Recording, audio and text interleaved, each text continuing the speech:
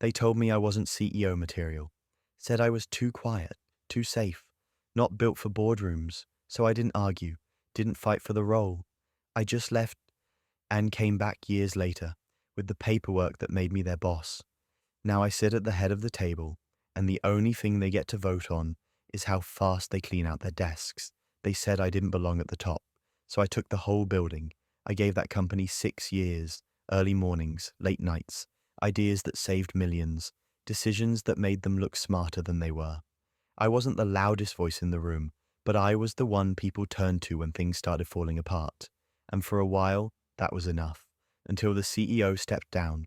Sudden, unexpected, a health decision, they said. The whispers started immediately. Who's next? I didn't say much, but I applied, quietly, formally, professionally, because I'd earned that right. I built entire departments from scratch, managed crises with no credit. I was the guy who stayed behind when others ducked out early, the one who trained interns, fixed the broken systems, and never once asked for applause. And the board? They knew that. They knew me. Or so I thought. Interview day. I wore the same suit I pitched Series B in, the one that led to a $42 million round they still brag about.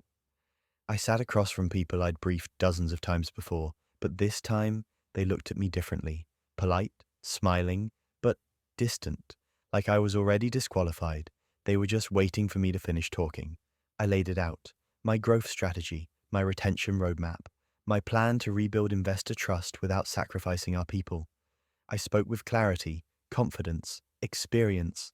I walked out feeling like I'd finally stepped into the role I'd always been preparing for. Then came the call. Short, impersonal. We're moving forward with another candidate. No feedback, no second round, just a polite thank you and silence. A week later, I found out who they chose. Younger, polished, MBA from somewhere glossy, zero internal experience. Someone who had never seen our company struggle, never stayed in the trenches when things got hard, but he looked good on stage. The kicker? Someone from the board forwarded me a group email by accident. Subject line, Lucas is solid but not CEO material. CEO material, 2 words that rewrote 6 years of service. I didn't reply, didn't storm in, didn't beg. I just sat there, rereading that line until the sting turned into silence, and the silence turned into something else. Resolve. That night I looked around my apartment. No plaques, no press, no perks. But I had one thing left. Everything they taught me while thinking I wasn't watching. How the board worked, how acquisitions moved, how shareholder votes were structured, and most importantly, how to buy something without ever entering the building. They thought they closed the door on me. They didn't realize they handed me the blueprint to take the entire structure down from the top. I didn't leave in a rage, no exit rant, no cold stares, just a signed resignation letter and a quiet walk out of the only building that had ever made me feel small. The truth, I wasn't angry anymore, I was clear.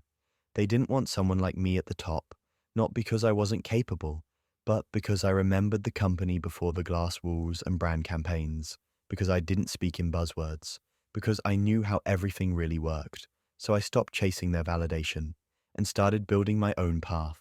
I launched a private consulting firm, small, discreet, specialized in corporate cleanups, companies too bloated, too broken, too top-heavy. Exactly like the one I left behind. While they posed for magazine features, I was in the shadows, reading financials, fixing operations, making companies lean again. And I learned everything they never thought I'd figure out. How buyouts work, how boards panic, how shareholders pressure leadership into doing what's best for the company, even if that means removing themselves. I wasn't trying to impress anyone anymore. I was learning how to acquire them. I started partnering with small investors, built silent capital, made friends in places the board never looked. Not because I needed help, but because I needed reach. 2 years in, I was sitting on enough leverage to buy into places they never imagined I'd return to, including theirs. Their stock had dropped, morale was lower, turnover was high, and their new CEO, the one with the polished resume, was burning through good talent like a matchbook in a hurricane. They needed a solution. I offered one. Not in my name, not yet. Through a holding company, through people they thought were strangers. When they accepted the offer, they thought they were being saved. They didn't realize they were being reclaimed. Because while they were building an empire for appearances, I was building a mechanism to replace them, silently. The official documents came through on a Thursday. No headlines, no press conference. Just a legal email stamped with the words, "Transfer of controlling interest confirmed." The company was now mine. Not rented, not borrowed, owned. I didn't change the logo, didn't send out memos, didn't announce anything, because I didn't come back to be seen. I came back to decide. The board didn't even realize it at first. To them, the holding company was just another faceless investor, just another cash injection fix. They were too busy saving face to read the fine print, too arrogant to believe the person they once dismissed was patient enough to outlast them. I scheduled a board meeting. Private, urgent. The kind of meeting that gets cleared in everyone's calendar without question. They showed up polished, prepared, PowerPoint decks in hand, still selling each other ideas that hadn't worked for the last 3 quarters, still congratulating themselves for keeping the ship from sinking, without realizing I now owned the ocean. I walked in 15 minutes late, on purpose. No introduction, no warning, just my presence and silence. One of them blinked, confused. Another leaned toward the CEO, whispered something. The CEO squinted, tilted his head. Then recognition dropped like a weight on the room. "Lucas," I didn't respond, just pulled out the chair at the head of the table, sat down, looked around. "Let's begin." The HR director's face went pale. He started shifting papers. "We, didn't know you didn't need to," I interrupted. "You'll find your revised employment statuses in your inbox by end of day." One by one, I listed names, departments, failures, patterned negligence dressed up as leadership. Every decision they made while calling it vision. I pulled it apart in 5 sentences or less. No yelling, no gloating, just facts. And then, "You're being replaced, effective immediately." The silence, perfect, because it sounded just like the one they gave me when they said I wasn't CEO material. Only now, the material owned the company. After the meeting ended, most of them walked out in silence. Some didn't even pack their laptops. They just vanished, the way people do when power walks in through a door they thought they locked. But not all of them left quietly. One stayed behind, Grant, the board member who told me years ago, "Lucas, you're solid, but CEO material? That takes presence." He used to say it with a smile, like it was advice, like I should be grateful for the feedback. Now he was standing at the window, looking out at a skyline he used to believe belonged to him. "You were always capable," he said, not turning around. "We just didn't think you had the ruthlessness." I didn't respond. I let the silence do the heavy lifting. He turned to face me. "You really planned this?" "No," I said. "You did. The moment you laughed in my face and shut the door." He took a step forward, a nervous grin forming. "So, what now? You run the company alone?" "No," I said. "I rebuild it, with people who know what leadership actually feels like." He swallowed hard. His hands were in his pockets, the same way they were that day in the interview room. The day he didn't even look up when they said no. "Look," he said carefully, "if there's anything I can do to stay on, I know the systems, I know that—" I raised a hand. He stopped mid-sentence. "Grant," I said calmly, "the systems don't need you. They were broken because of you." He looked down at the floor, then back at me like he wanted to say something else. But he didn't, because there was nothing left to say. He walked out, and for the first time in years, I felt the room finally breathe right. The next morning I came in early, not to pose behind the glass desk, not to schedule a press release, but to walk the halls the board never walked, the break room, the loading dock, the floors where the real work happened. People looked up at me differently now. Some nodded with curiosity, some smiled with quiet recognition. The ones who'd been here long enough remembered. I didn't need to remind them who I was, because I never really left. I just re-entered through the door no one saw me building. I didn't fire the board to get revenge. I did it to remove the ceiling they left on top of everyone else. They'd spent years promoting friends and followers, chasing optics, losing vision. And when I stepped back in, it wasn't to become their boss.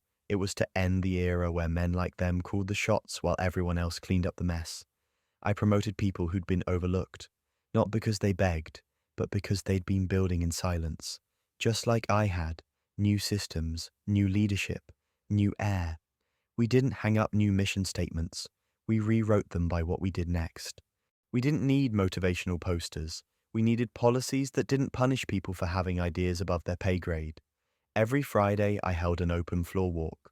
No hierarchy, no walls. If you had an idea, I wanted to hear it. If you had a concern, I wanted to fix it. Not because it made me look good, but because I remembered what it felt like to be the smartest person in the room, who wasn't even allowed to speak. I didn't build an empire to sit on top of it. I built it so people like me didn't have to ask for seats anymore. They could just walk in and own their place.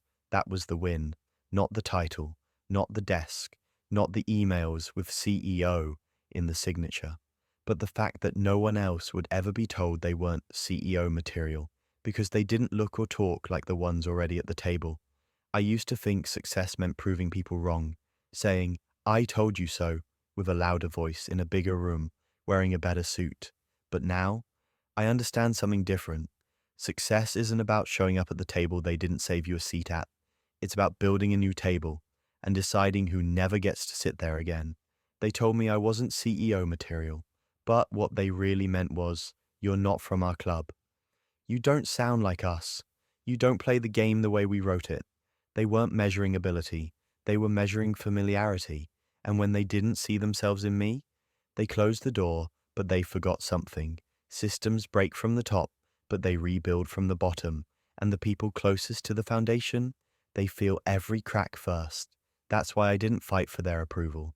I let rejection shape my discipline, let silence sharpen my vision. And when the time came, I didn't return to get even. I returned to get it right.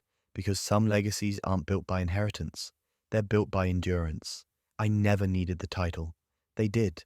I just needed the freedom to make decisions they never had the courage to make.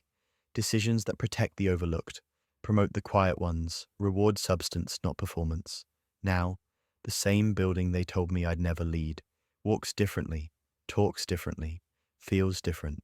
Not because of my name on a plaque, but because their names are gone. They said I wasn't CEO material, so I became the kind of CEO who doesn't let people like them make that call ever again.